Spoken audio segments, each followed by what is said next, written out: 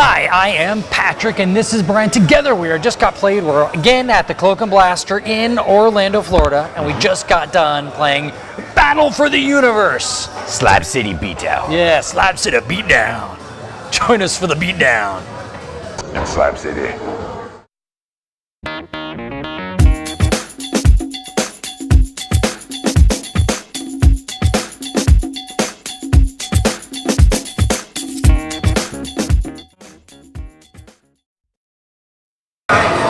Sounds like a barbecue place, doesn't it?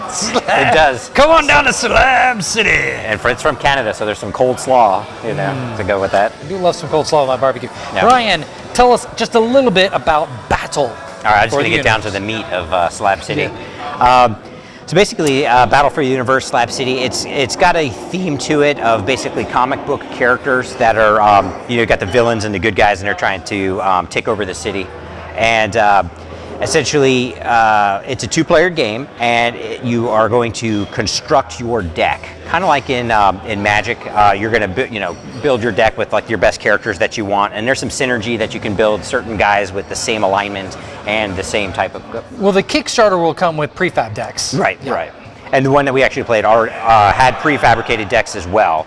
I believe my guys were like the Yakuzas, and you had like the superheroes to start with. Canuck superheroes. Yeah. But one of the cool things, I think there's already like 300 cards in like the standard set, and so you're going to be able to customize your deck, kind of like in Magic, where you come to the table with your deck ready to do battle. So whatever your strategy is, you've already kind of got an idea of what's going to take place.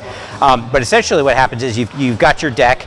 You start with your hand of cards, and there's also you've got two different types of resources that you're managing. You're managing your clout. Actually, I guess three resources. You have clout, you have cash, and you have civilians.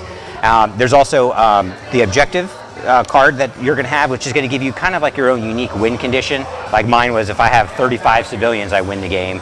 And yours was, if you defeat 7 of my characters, you win the game. And then the other kind of generic win condition is if you take your guys and you go over to the other guy's base on the other side and you destroy their base, you can win that way. So there's multiple win conditions as well.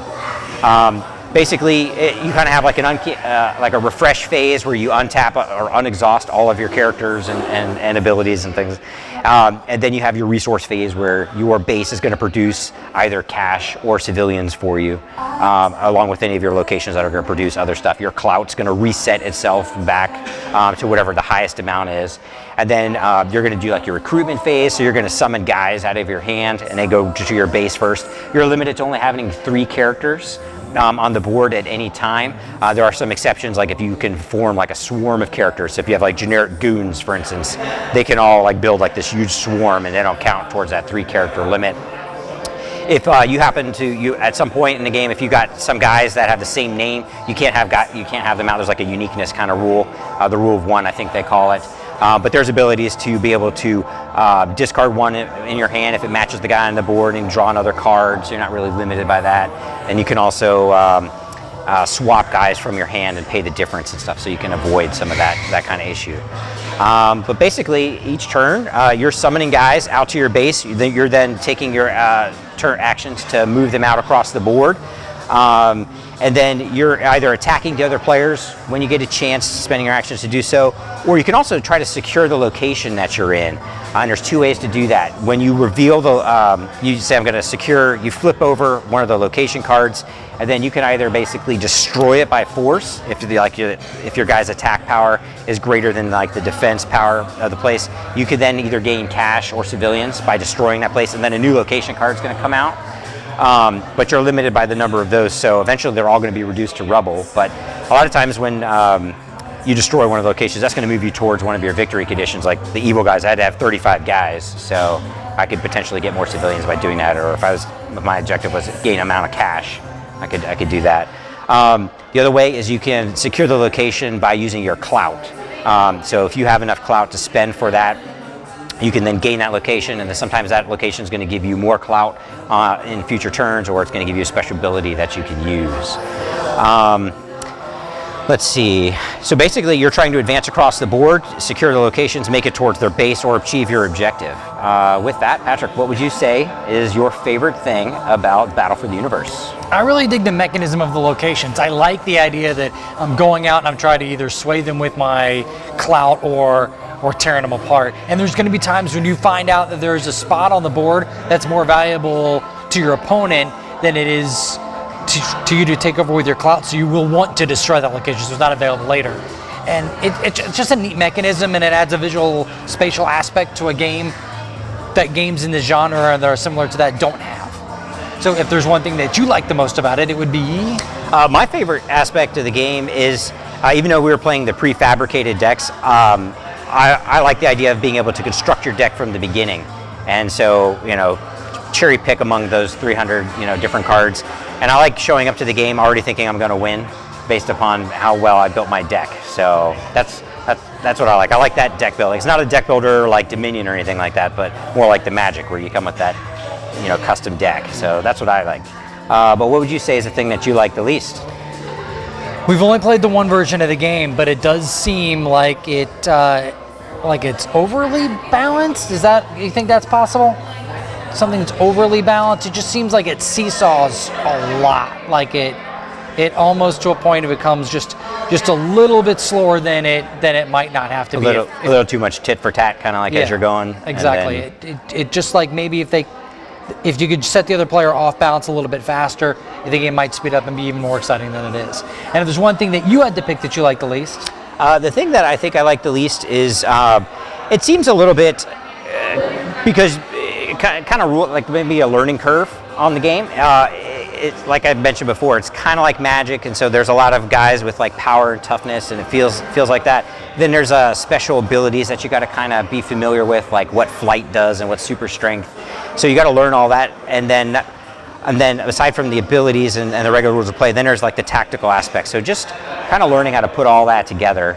I would say the learning curve, at least the initial one, is a little bit steep. And then obviously the more you play it, the better you'll become at it. So kind of like in Magic, if somebody just handed you a deck and you had no idea what was in it, they're just like, go!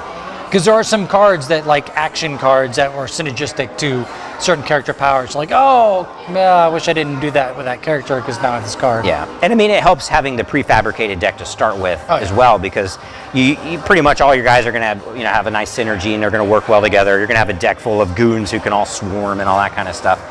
So having the prefabricated decks is definitely going to mitigate against you opening it up and be like, okay, first thing I got to do is build a deck, Right. But some of that's part of the fun. But if you love rules and you love customizing everything and trying to make it all work, put that puzzle together, that's I think it's a pretty good game. But Battle for the Universe is actually on Kickstarter right now, so jump over there and pick up your copy. One thing we didn't mention, which on a positive note, the art's phenomenal. Yeah. The guy is a really good comic book artist that has designed this game. It's really, really cool. But I'm Patrick. This is Brian. We're at the Cloak and Blaster. We just got done beating the snot out of each other in Battle for the Universe. Brian beat the snot out of me for Battle for the Universe. Thank you very much for watching. Yeah. Slab City beatdown, huh? Slab City beatdown. There's a lot of barbecue places in Canada I've never been.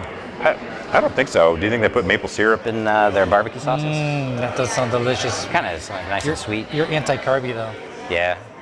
Not low carb, but You're anti-carb. anti-carb. Yep. Yeah, like you hate all carbs. Not all of them. You must have hated